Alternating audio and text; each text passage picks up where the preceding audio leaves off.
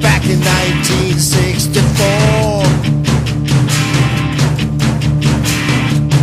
We came crashing through the door. I had the drugs, the girls, the boys.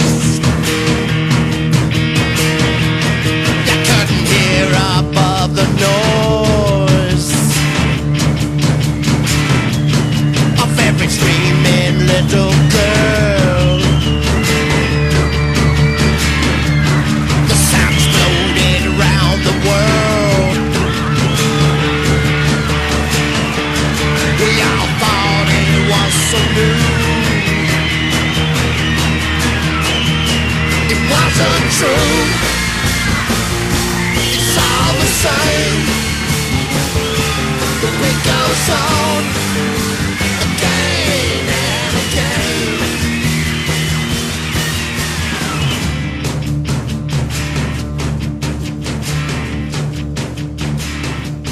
So now the dirty, pretty things are fixing up with broken strings. And it almost seemed like, well, that's it, we're not going to make an album. And then about 3, 4, 5 months later, Frank and I got together and we started sort of doing some things, only more or less because Frank was keen to write, and we kind of thought that project was kind of dead.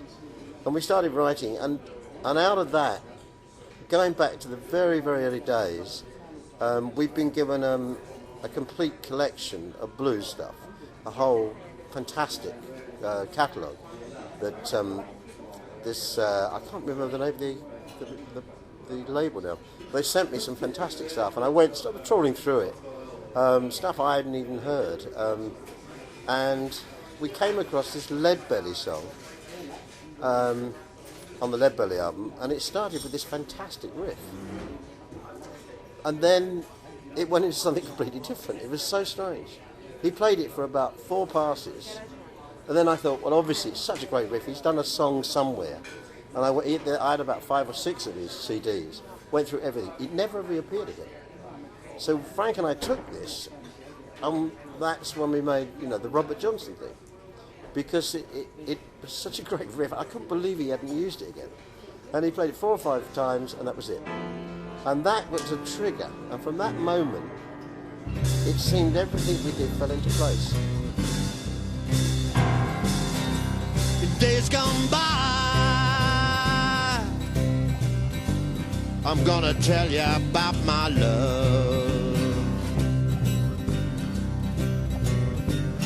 In days gone by, tell you about my love. You got me talking to you, baby, but you just don't hear me at all.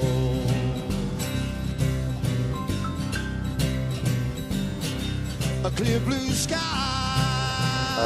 I think we resurrected Now the rain's All Lights Up. I'm trying to think what else that sort of survived the fire. Not much. I think Mimi we might have recorded before then. And Dearly Beloved. But we suddenly, suddenly you see a path opening, and everything we did seemed, which were sketches, not finished songs. I think the trouble with when the band got together, everybody was bringing in completely finished songs, with choirs and strings, and what that does is it doesn't let anybody on the studio floor in. It's a bit like, it's the famous thing that Roger Waters did when he brought the Floyd their last album. He said, "This is your new album." And they said, "Oh, thanks." Yeah. Or, I think Townsend's done it to some extent, where he sort of brings in and they, this is what your new album sounds like. So when we got this sort of this Leadberry lick, as I say, everything seemed to fall in place, and we started writing, and it was sort of non-end, it was like running. And Frank and I would just turn on a small Ghetto Blaster tape recorder and just let it flow. And we would go in with just a snatch of a chorus, a little bit of a feel for the verse, a riff, and then Mark would get on drums, Dick would get on bass, and we'd knock something up, and you know, it was very, very instant and organic. And once we kind of picked up that wind and that sort of direction, it was fantastic. It was, you know, the last bit of the album was completely painless compared to the first 6 months, which were like pulling teeth. Yeah, it's interesting that comment you made about it sounds like an old band's album, because when we played it, someone made the comment, it sounds like young men's music. It doesn't sound like an old band. No, I mean, I hope that. Well, that's where we were going with the first one, and it wasn't. You know, the songs were good, but they didn't relate to. I mean, poor old Wally knocked out a load of stuff, and you know, Wally's the man who I wrote Parachute with. And Mark and I spent ages agonising over a lot of Wally's material to see if we could find a Pretty Things song in there. But they weren't Pretty Things songs, you know, they were, I don't know, I mean, they were Wally's songs, but we couldn't see where we could get into that and add to it, apart from just being, you know, a member of the orchestra playing a Wally song. And that caused a lot of friction, because obviously people had done quite a lot of work. And I think, you know, some people felt marginalised and left out. But, you know, it's one of those things, once you're running and flowing, if somebody doesn't want to contribute, what can you do? You know, you have to go on. So a lot of it was done with Mark on drums, Dick Taylor on bass, Frank, and we just did it live. And you know, with Robert Johnson, it's a live take. And we added all the other stuff onto it. Sound, actually, yeah, but and that's sound, why I think it has such a good feel on this album. Yeah. The blues tracks are totally live in a church with Dick and I, just doing Feel Like Going Home, things like that, just completely off the wall. Just one pass in a church, that fantastic sound using wonderful 1950s amps and guitars. And there's no post-production because it's actually gone down on tape, which is fantastic. Because the thing I used to hate about the early recordings was that post-production thing, which obviously there were, because you had limitations in how many tracks you could put down at one time. And you had to balance the drums, otherwise, if you got further into the process, you couldn't change it. Getting late in the evening, I feel like going on home. When I woke up this morning, all I had was gone. It's getting late in the evening, man, and I feel like I'm going on home. The cymbals were too loud. The cymbals are something that as you were laying, the cymbals got louder and the drums got softer, so you had to guess your balance. And that was such a lot of screwing around. I hated the times in the studio. Not the recording, but the post-production stuff. So this did away with all that. It was hardly anything. It was just getting the right take. But in a sense, it seems to me that it does link right back to the very beginning. Yeah, it does. Yeah. I think it does, and that's what we were. I think with every band that has a kind of that's an evolved band, I think always you have a sort of what is it? It's a kind of motif in your subconscious that when everything seems dark and cloudy, you go back to that motif, and it kind of pulls you back to why you started doing music in the first place. And once you're there, it seems so obvious. But when you're just you're surrounded in a whole sea of very good music and musical players. That isn't making music, that's being proficient. Making music is almost being cat-handed, and that's where the great songs come from. They're very simple. It's not clever. No. It's clever maybe to come up with the angle of the idea, but not cleverness in playing. And as I say, there's some goofs on the live stuff because we kept them, because we sod it. If we'd have done another 10 takes, we'd have killed the feel. So we hung on to the actual take and sod the mistakes. And that feel is particularly strong on the opening track, The Beat Goes On, which has almost got that kind of Spanish flamenco type feel. Yeah. How did that tune come about? It was actually, I'm trying to think, Frank and I started it. and it was something completely different. It's very funny. It's a bit like I found some tapes of Tolson and I doing cross talk, and there's again, like the way I always write is I just run a tape for like a whole afternoon for 8 hours, just keep turning the tape over, putting the cassette in. It's only a little ghetto browser. And of course you hear the song evolving, and I was listening to something that Tolson and I were doing in my front room in Nottingham Gate, and I'm thinking, what the fuck's this? And I kind of recognised it, and it evolved into Office Love. But I mean, when you hear it, it was a da da da da da da, you know, and you couldn't. I thought, that's familiar, and then it goes on, and about half an hour later, you suddenly get into where it's going, which is, you know, it's our song, I guess, should be. Yeah. And the theme of it seems to be, it harks right the way back to the beginning, because you put the screaming girls and that sort of thing on. Yeah. Well, that was a kind of play on how it all started. Yeah. The beat goes, and also the whole thing of, we just, I think, met Cy from Kasabian, and we were doing an MTV interview when we did the HMV gig. And Cy was going to be interviewed afterwards, and when they started with Dick and I on the sofa, Cy said, do you mind if I join this, because I've got quite a bit to say about everything. So he sat in the middle, and it was great. And he said that when, I don't think he said it on camera, but to me afterwards he was saying that when they were getting Kasabian together, they felt they had a kind of, you know, a plan of what a rock and roll band should be. And he said, then we heard S of Sorrow, and he said, we completely ripped up.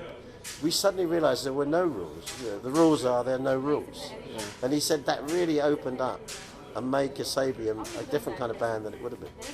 So it was interesting, you know, how people are sitting there thinking, this is what we've got to be, this, or this. And when it evolves naturally, I think you get something really genuine. Yeah. It's interesting. I mean, I heard you live way back, right back in '64, whenever it was, down at the Cook's Ferry in Edmonton and various other places. And the sound that was closest at that time, I would have said, was the Stones. I mean, you and the Stones. Yeah. Well, we were probably playing the Stones amps that they gave. Dick and I bought off them when they got their deal. But the sound that we got when we listened to this, that reminded us most of, was the early Who sound. Yeah, I think there is some of that there. Because you've got a much more emphasis on backing vocals, which the Stones never had, and I don't think the early Things albums had much of that either. Callbacks, but not vocals. No, I mean, you know, in some ways that's where John and Wally put most of their great work on this album. Sadly, because apart from, you know, obviously they want to be writing and they're playing on some of it, but in actual fact that was their great contribution.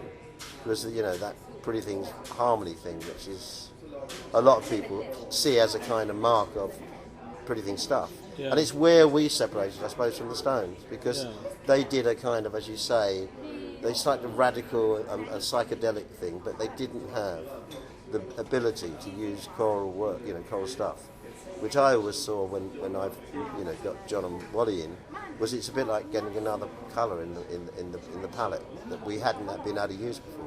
Well, you of course went off and explored all sorts of avenues that they never explored. No. Well, they didn't. I think they didn't have to, because they were so famous, and I think there's a danger in when you get comfortably famous and comfortably successful. The reason to change isn't there. Yeah. I think, you know, because you're actually, they were riding a sort of image and a machine and a money-making machine, and you know, obviously doing fantastically well, a great rock and roll band. But I think when you're just, all you have is your music, you know, you don't have that fantastic success, which blinds you. Yeah. I think then you know, your music has to evolve to keep you. That's your payday. Otherwise, if you kept playing the Don't Bring Me Down for 41 years, that's punishment. It's not a payday. Yeah. And also, there wasn't the mega stadiums and multi-million-dollar contracts to sort of ease the wound. It was really staring at a desert, musical desert that we don't, obviously, we look back over our shoulder and it's a myriad of things. It's not just, you know, 4 telegraph poles on a straight road. Are there any more actual blues tracks that are not? Yeah, on the there's quite a album? few. Yeah. Yeah. We had to pick. We had trouble. You know, the funny thing is, we started off desperate for songs, and trying to find anything that we recorded that we thought was worthwhile. Yeah. And we ended up with the terrible dilemma of leaving. There's a lot of stuff we had to leave off. I mean, there were 6 or 7 other things that could have gone there that fitted with what we were doing.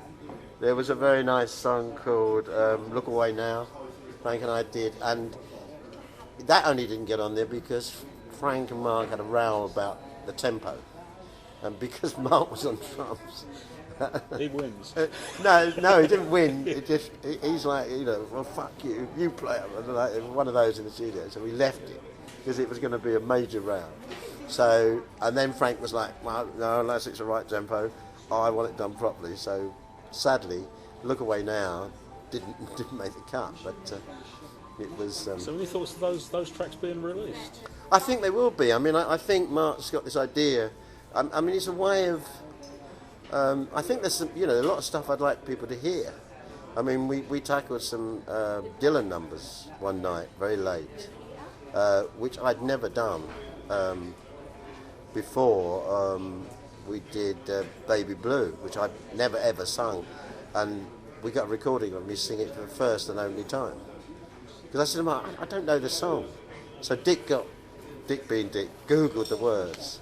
And I'm standing in the darkened studio, and I did a pass of Baby Blue, and Mark said, okay, next one. So we released one. That's why he sung it once. He said, great, leave it, like it's great. So, things like that I haven't heard since. I don't know what it's like. What was this? I mean, there's references to car crashes in a kind of metaphorical way. I think that's sort of, I mean, a lot of people say that, the Pretty Things are like a car crash, one car crash after another. But was there a state of crisis before this album of any sort? Well, the crisis was we wanted to go in the studio and make an album with the band that we'd reformed. And the crisis was there wasn't a meeting of minds. And in the end, sort of Mark and I talked about it, and Mark pulled the plug because he said, I don't want to make this album. I don't want this to be, the next thing the Pretty Things come up with, because he said it's not right. It's not, it wasn't sort of, it wasn't part of the evolution. It was a backward step, and as I say, that upset a lot of people. People were, it's very hard taking criticism when you've slaved your bollocks up to do something, and then somebody said, oh, well, I don't like it. It's like, oh, what don't you like about it? I don't like it. I mean, I can't really sit. It doesn't fit. I mean, you sing it. You sing it fine on the demo. I can't honestly. It's like, oh, honestly, because it's my song. So we had a lot of that. It was like a family row, and it was like a family at Christmas. Yeah. That's what it was like. And being in the studio for 6 months with the family at Christmas was fucking hard work. And treading on eggshells. Yeah. So yeah, it was a kind of real cathartic moment. So did this pull everybody back together again, or did it kind of create more division? No, it did. But the cracks were there in terms of. I think for Wally, it was probably the beginning of the end for Wally in terms of. I think if you don't feel your contribution musically is relevant to a band, give him his due. He buckled down and played what we were doing and supported it. But I think it's sort of as I say, we agonised, Mark and I, till 3 or 4 in the morning after the band everybody had left, trying to find something we could hang on, that we felt we could go in and play as the Pretty Things of Wally's stuff, and it was good, but it was Wally and it wasn't the Pretty Things. So I think that was one of the reasons why Wally in the end sort of resigned his commission. Was that because of what he thought the Pretty Things might have become, with all this drifting through prog rock and that sort of stuff? And this is definitely back to the roots kind of album, isn't it?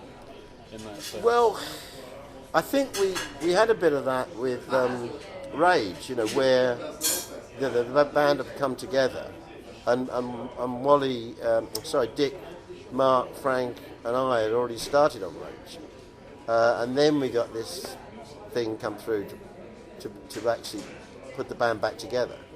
And so they joined late on that project, and obviously, to some extent, I suppose, had to play what was going down to some extent.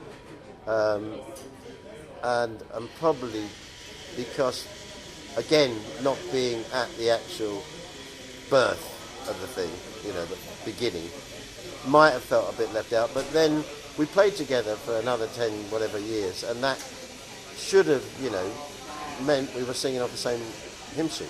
Yeah. I think Wally and John always found it odd playing, things like Rosalind Don't Bring Me Down, and Buzz the Jerk and things like that. We'll Play House. Because again it wasn't their thing. But no, I don't know. I think it was just it was a sad time for me, because although we made I think a very good album, it was a family thing, and it was sadness about the fact that a few bodies were fell off the truck, and unfortunately, not initially, but some damage had been done. Yeah. So it's a bit like, I don't know really how to equate it to life, but when you have to make some decisions and to get somewhere. People Mark was incredibly strong, and he said to me, "I'm not going to fucking waste. I'm not putting my money behind this project. So either be changed direction, or he was very adamant." And he was right, and I felt very uncomfortable because I'm in the middle, but he was right, because so I said, well then fuck it, and we're going to do it. And we didn't do it, and that was it, we shelved. A lot of money we burnt, because we were in hours and hours, and we were in hours and hours because it was very difficult to get right when it didn't feel right. Yeah. So we were doing stuff a lot to even try and get near somewhere, and because it wasn't, underlying reasons and things weren't right about it, we were searching, we were trying to polish a turd in some cases, excuse the expression. Yeah. And we took a long time, it takes a long time to polish a turd, and in the end it's still a turd. Or it's a turd that doesn't fit in the Pretty Things lavatory bowl. It's not a Pretty Things turd, it's just another turd. But when it did come together, it came from right at the very root of everything. Yeah. No, the lead belly riff actually is pretty good. That's why it's a convincing piece of work, I think. Actually. Well, yeah. I suppose it's a bit like Dick and I hearing "Bring It to Jerome." You kind of think, "Fuck." Yeah. Dick said he rushed over to his dad's radiogram and turned it up, and he couldn't believe it. And I heard it in a guitar shop, where somebody brought in this little fucking 45 with a hole in the middle, like from a jukebox, and had to put the plastic bit in the middle. And when I heard that, it was like nothing I'd ever heard. It wasn't Elvis, it wasn't any of that. It wasn't even Little Richard or Jerry Lee Lewis. It was just fuck. Yeah, that's Bo Diddley. Yeah. And when I heard that riff and I played it to Frank, Frank had to work out what he'd done, because he detuned. You couldn't play it on a normal, he had to detune to even get to where he was. And it took us about half an hour to work out what his detuning was, like putting it on. And it only lasted about 30 seconds, so Frank had to keep putting it back on. Yeah. So what's the significance of the title? It's sort of... Pretty Things have always had some odd titles. I think the car crash is, the car crash and those funny roads that go to Chapekik or wherever the Kennedys lived. Yeah. Those strange roads over the, I don't know whether they're over swamps or whatever, but there's dikes either side. And there seemed to be a kind of significance in that, there's sort of, and yet another Pretty Things car crash, which I think was prophetic, because we had the title before the car crashed. Really, we didn't know what a car crash it was going to be. So after, in hindsight, it's probably a very good title and image for it. So how was it successful? And how was it received when it came out? It got fantastic reviews. Yeah. But the record company just didn't have any clout. They didn't have any money to spend on it.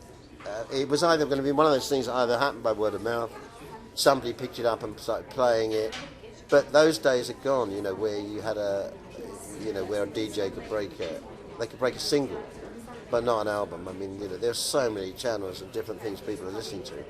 Even if you have one on the independent play it, Kiss, or, you know, nobody would necessarily get it. Yeah. It wouldn't translate to Radio 2 or 3 or, But there isn't or any 1. media outlet for this sort of music now, is there? No, Stop. no. Unless you happen to get on Jules. I think this was the first album we put out where we suddenly realised that, you know, all the bridges were down for us to get to an audience. You know, it was like there were no avenues, no routes which we'd always used. We'd had sort of DJs championing pretty things, and we had, you know, John Peel and people who helped us, and there was nobody out there. I mean, they were playing formatted. You know, if it wasn't in the top 20, they couldn't. Even if they loved you to death, even if they slept with you, they couldn't play your record. You know what I mean?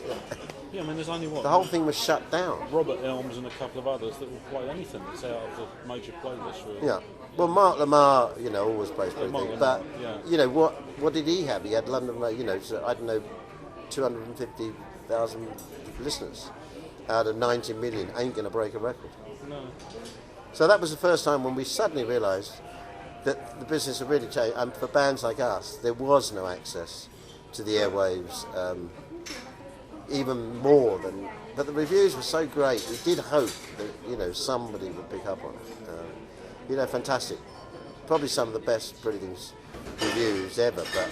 Yeah, I had a look around the reviews. They were pretty good, weren't they? Yeah, but I mean, you know, it wasn't enough. And as I say, the record company had no way of... I mean, they couldn't break a record. You know, and I think things they'd had success with were the sort of little niche things that they had, you know, tame DJs who played it in clubs and they broke things that way. But we weren't that kind of thing either, so... So how's it sold? I don't know. I don't know. I've never even seen the sales. I mean, I get royalties from it, so it must have done something. I don't know. You'd have to ask Mark that. You know, to be honest, I'm not really that kind of thing. You know, once it's made, it's gone. If it ain't in the charts, it doesn't really matter. Do you know what I mean? If it hasn't got a profile, it's more the profile. And it did have some profile because there were some good reviews, and we were in major sort of print outlets talking about it. But as I say, without the radio and things, you got no fucking chance. And you lot have always been a bit unlucky like that, haven't you? Anyway. Yeah, but I just think that when that came out, the business had really changed, and there was no room for bands like us to get any kind of airspace. How do you feel it's changed since then? Have you any thoughts on that? I think it's just as difficult. I think it's, you know, I think you can, I think the sort of downloading and things, and the YouTubes and things, I mean, we've got as much exposure on YouTube as any band, you know, there's so much stuff there. I stumbled on it the other day. I mean, it said, I wanted to hear again the way I'd sung a certain song. I can't remember what it was. It was for this vinyl project we're doing, and I put it. I sort of went to YouTube. I think it was on. I'm not very good with the internet, and I found it, and it said number 59 on the Pretty Things playlist. 59. How many fucking? And it said Pretty Things 100. They got 100 songs of ours, like a jukebox. Yeah. Which I didn't even know about. It's quite a lot. And a lot of them have got videos. You know, even if they've made them up, there's like with the SF Sorrow things, the private Sorrows they've just got footage of World War, you know, First World War soldiers and trenches. It's quite good, really. I mean, you know, we didn't even make a video for it, but yeah. So looking at the song, going through the songs on the album, then I mean the beat goes on. Great song, Buried Alive. Tell us about Buried Alive.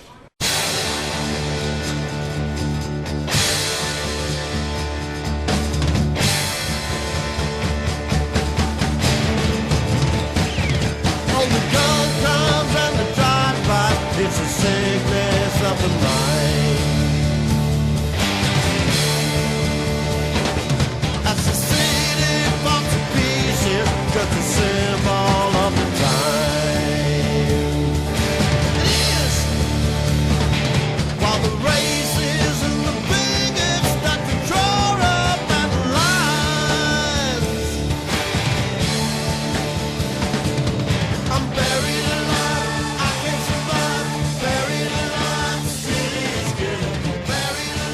Own Live is really just really about.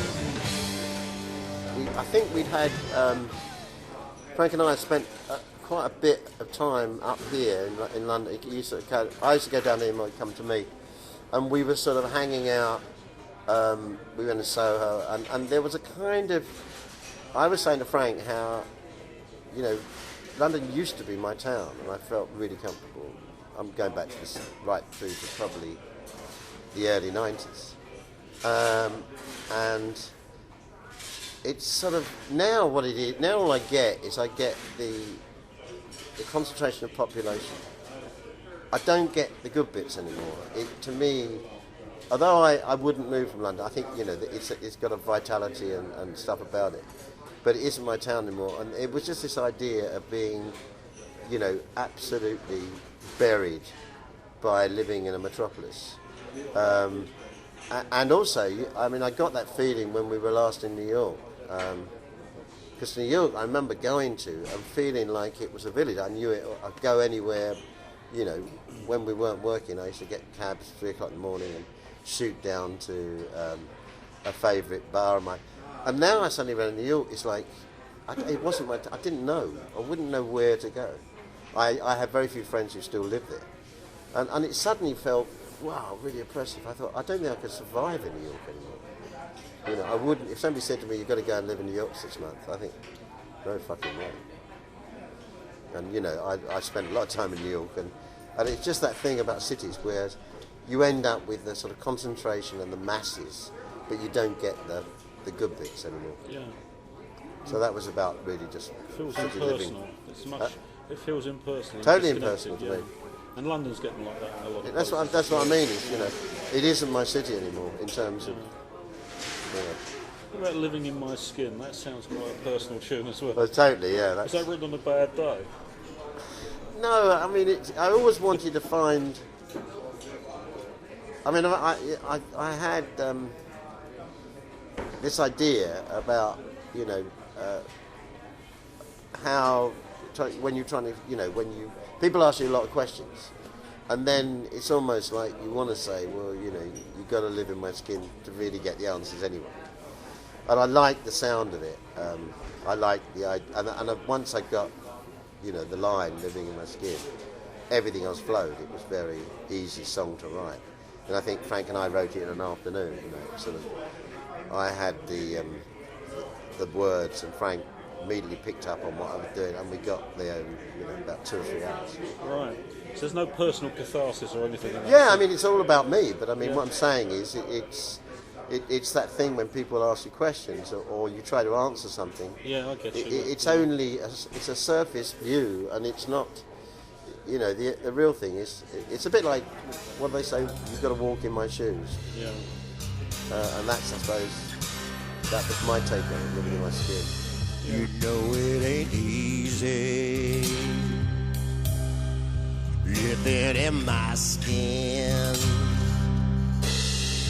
No, it ain't easy if you'd seen where I've been. Talking about my life, trials and the tributes, played in the places you lie by cases. I can feel it in my bones, not going home, talking about my life. Say it is easy, you think I could fake it, I'm not gonna lose out. That's kind of a little, not a dig at the Stones, but it was a sort of, you know, that whole, we got very, very excited about a Dartford Delta bit, and, you know, the fact that I think 3 of us were born at the same maternity hospital. I think it might have been Dick, Keith and me, but and also Dick had seen the Stones back recently, gone to see him, and Keith had been very sweet. Mick was in the VIP room, so Dick didn't see him, but Keith was really sweet and talking about how we were at art school together. And Dick said he was surprised because he sort of, you know, he was really kind of not fondly talking about, you know, that. And Dick said it was great meeting Keith. And he said to me, "Oh, tell Phil if the amp he's still got that he bought off us, if ever he wants any kind of thing written to say I authenticate it, tell him just ask me." You know? I've got the original harmony. One of them got stolen, I think, or probably when we had the road manager called H, he was pretty absent-minded. And I always remember we pulled outside a gig in Germany, and the doors of the van flew open. H was inside the van, pushed the doors open, and my fucking PA amp bounced down the road. And H said, don't worry. I do that every night. It's fine. And when we looked at it, this square metal box, it was like it struck me a bit. It did work, but I mean, and H was, you know, lots of, and I think we probably just left something somewhere because we had 2 harmonies and then we had 1. Yeah. And I swagged it. Dick had left the band by then, and Pete Tolson and I did a lot of writing, and then we used it in quite a bit. But it was a bit shaky because it would start to buzz, and if you're in the middle of the tape, you bang it. But I mean, you know, but it has a sound. Has a fantastic sound, and I've still got it. And Keith very kindly said if I want it authenticated, he's very happy to write it. Actually played guitar through that, do you? Yeah. Well, they had 2. They both played harmonies. Brian played the sort of 3-3-5 harmony kind of look, semi-solid. Yeah. And Keith had, I think, a little, I think 1 pickup harmony, like a what was it, like a golden, was it? Yeah. And that's how they sang that 1 harmony stuff. No, I think Sotheby's or somebody who was having a rock and roll arse sent a message through to somebody else to say, "What I prepared to sell it?" I said, "No." So if there's only one song on there which would summarise what you think the album was really all about, Living in My Skin. Yeah, that one? Yeah. Okay. And the last song on the album, Balboa Island, what's that one about? Well, that's Frank. Totally Frankie. With Scarlett, just doing a little bit. I mean, that sort of, you know, Frank always, when we got the title, I suppose Frank and I worked on something for a bit on Balboa Island, and then Frank sailed on with it and came into the studio quite late and said, "Can I put this down?" And you know, it seemed to tag the album off nicely. Yeah. And so that song, The Ballad of Hollis Brown, did that come out of that session you were telling us? In the church, Yeah. It's a very good version of that, actually. Great, I love it. Tricky song to sing. I wish we could do it on stage with the unplugged, but it's so fucking long. I don't know whether people will put up, you know, there's so many verses, and I think once you start chopping it, I mean, you'll have people in the audience think, "Oh fuck, he's left that verse out," or "Oh my god, how long is this going to go on for?" I don't know how they take it, because I love doing it, and we have done it live once, I think, and it sounds great. It's just one of those songs it's just lovely to do. Right. Okay. Now this kind of gangster image on the back there, quite convincing. When you see the full-length photograph, of course, Dick Taylor's wearing carpet slippers, which is... No, he's wearing sandals. Is it? And he didn't even paint his toenails. No. Yeah. That really came from Rage. I mean, that's the image that Rage was. Yeah. With the Silver Bullet studio, you know, the Ronnie Wood. So, any final comments about this? Well, I suppose if people haven't heard it, I think there's a lot of the Pretty Things life in there, and if you kind of want to get a taste of the Pretty Things 48 years and don't want to trawl through 16, 17 albums, this will give you a very good flavour of where the band, all the stops the band's been on, all the towns it's passed through on the way. I think there's a lot of our reflection in that. As you say, it does go right back to the very beginning, and there's a bit of self-irony in there, and there's a kind of underneath it all, there was this, again, sort of cathartic moment for the Breathings. And as I said, there was a lot of blood on the tapes, and that always makes for something. Might not be happy, but I think it something was done and things happened because blood was spilt, and I think almost inevitably, unless to some extent something like that happens, you don't. I mean, all the great beggars, but all the great albums have got that in it. Got that element.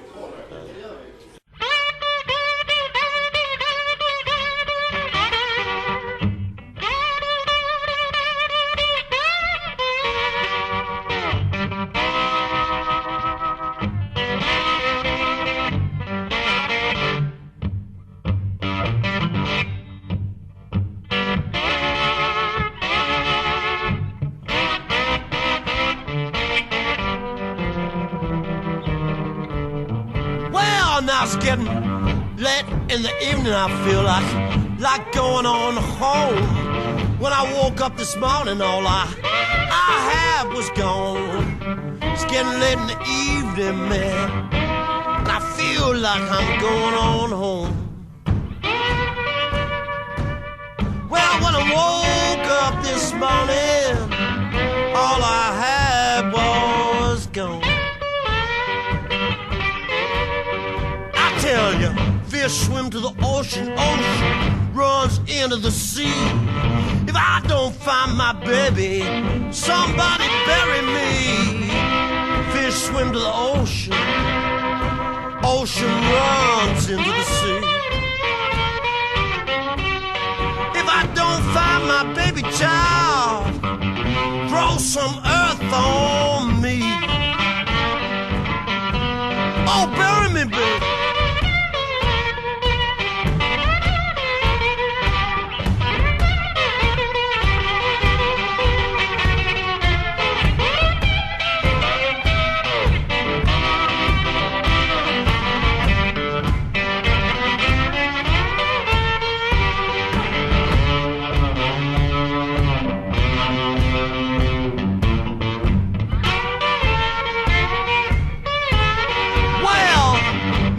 Like hours, gonna seem like days.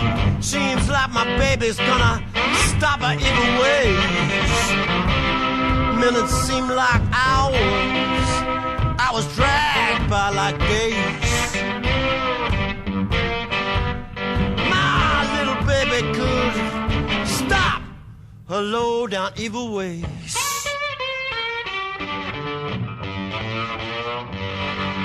At the end of the day, optimistic or pessimistic, this album?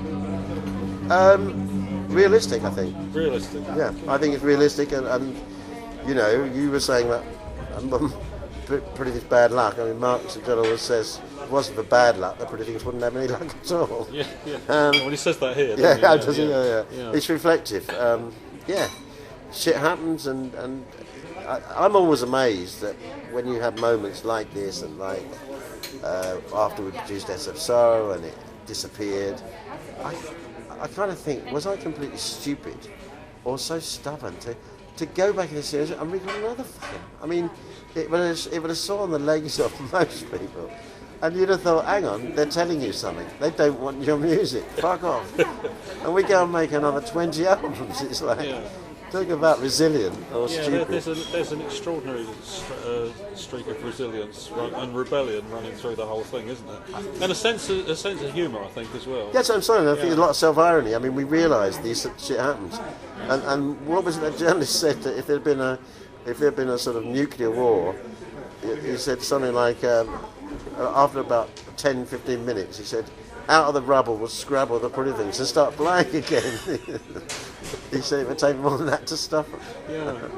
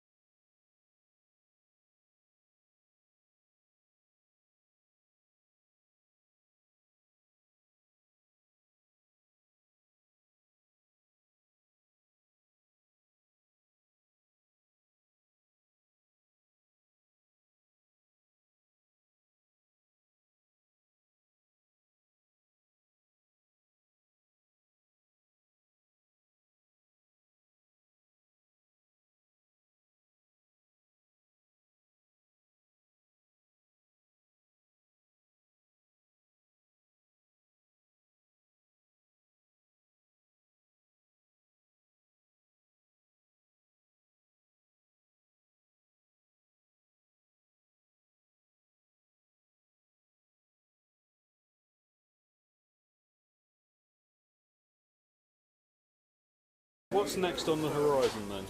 Well, we've got this vinyl which is coming out, a limited vinyl, which comes out I think in the spring. Is that the 100 Club thing? Yeah.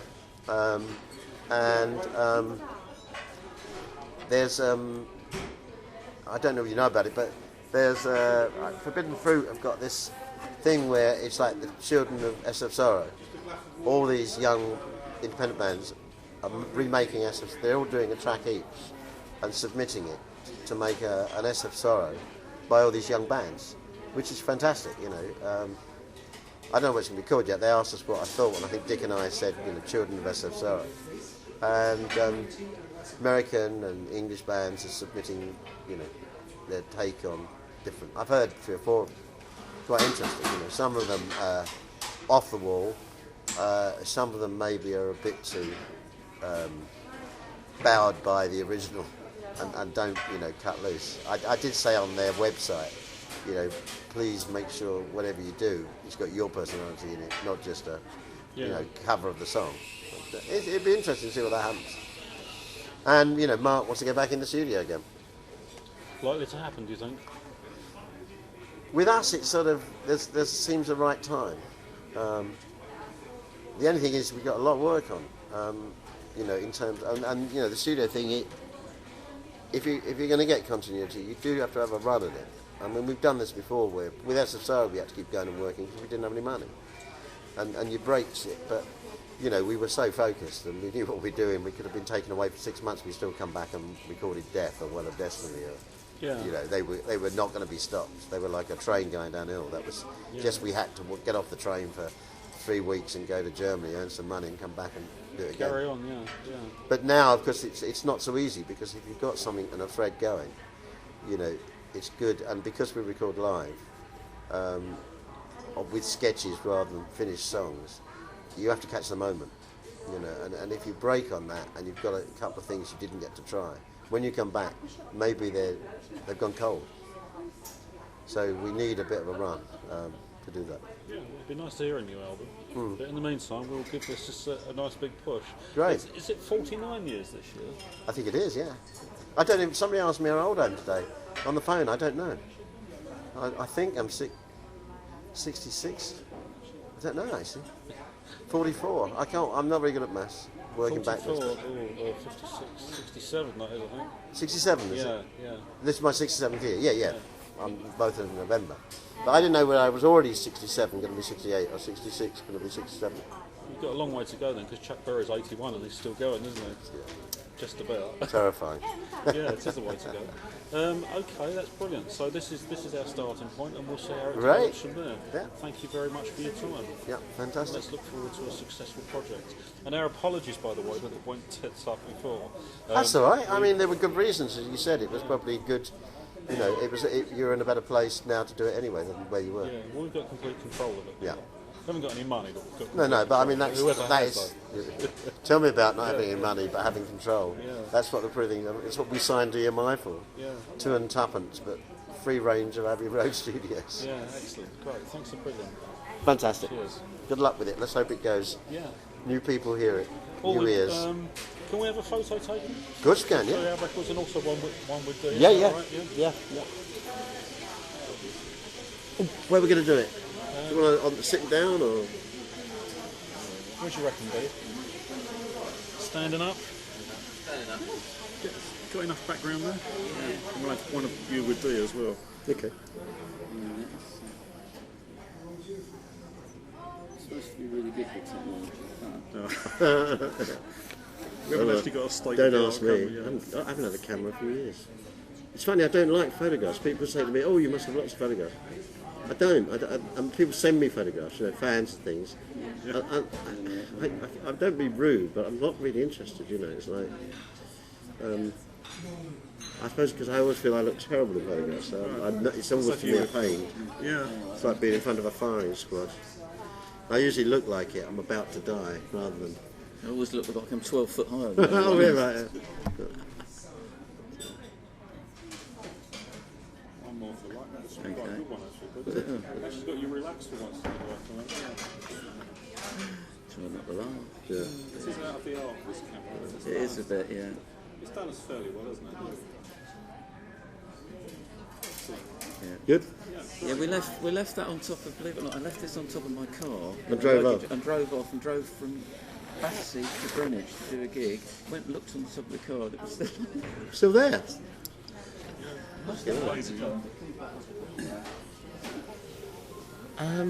We did that once with Dick. I think had an old Emperor bass that he played with the Stones. Yeah. So acoustic bass. I got a feeling that the van drove off. You know when you get out of the thing and you put your guitar on top and you get your spag out. Yeah. I think somebody drove with your guitar on top. You know, it's like 3 in the morning, 4 in the morning. Most of the band was still asleep. Whoever's driving probably should be asleep. Yeah. So shoot off, the door shuts, the other door shut, off we go, boom, guitar sort of spinning around in the street. Yeah,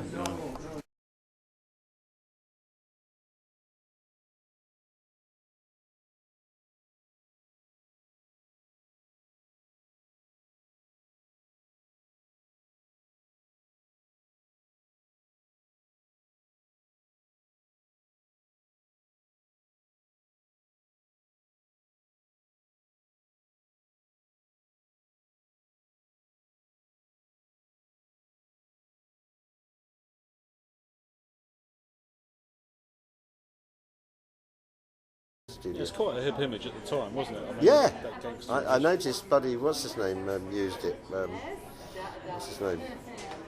Oh God, can't remember. Phil Collins Mob. When they came back, they had they adapted it. Yeah. About 3 years later. So live on stage now, how does the Pretty Things now live on stage relate to this recording? Well, we do Beat Goes On. I can't think what else we do on it. We do Living in My Skin sometimes. We do Feel Like Going Home sometimes. We have a blues section in the middle. I think you came to see us about 100 Club, wasn't it? Yeah. Yeah. Because on the 100 Club you did much more of the first album, didn't Yeah. you? That's right. No, that wasn't like our set. Because we came on the second, did like half of the set. Yeah. But no, we do quite a bit of blues.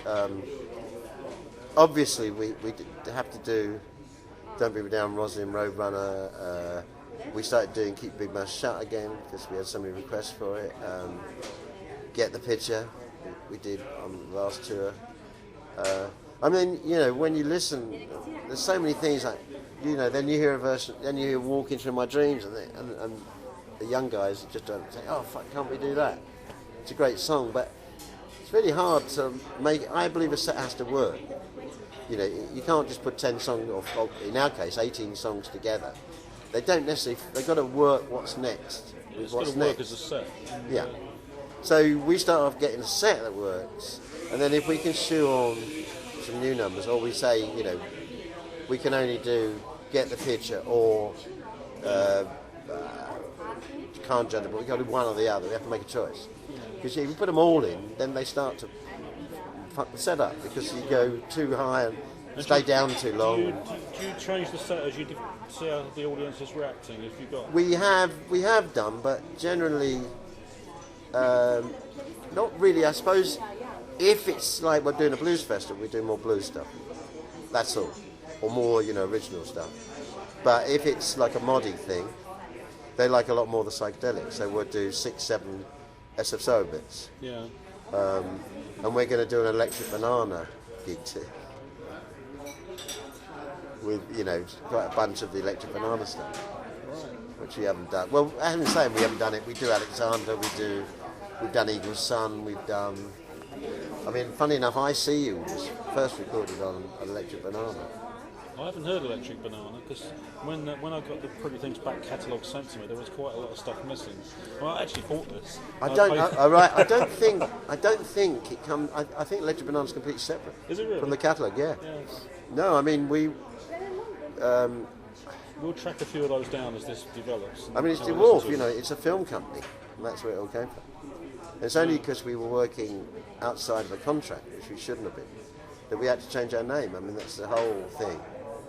And it was almost tongue-in-cheek, with Electric Banana. Oh, yeah. And then and then they found out that a couple of kids who worked for them, young kids, were nicking the records from the storeroom and selling them to their mates down Brick Lane. And so suddenly this market, because Dwarf didn't have any rights to sell as a product, it was only to be placed in TV and, you know, Singapore Airlines and things like that. And so they suddenly, you know, without telling us, started selling it, you know, as a product. And as Mark's pointed out to them, their contract didn't cover pieces of product. It was just the music. That's how it sort of escaped, really, because the kids nicked it and were getting, you know, 10 bob for each copy and sold them to their mates.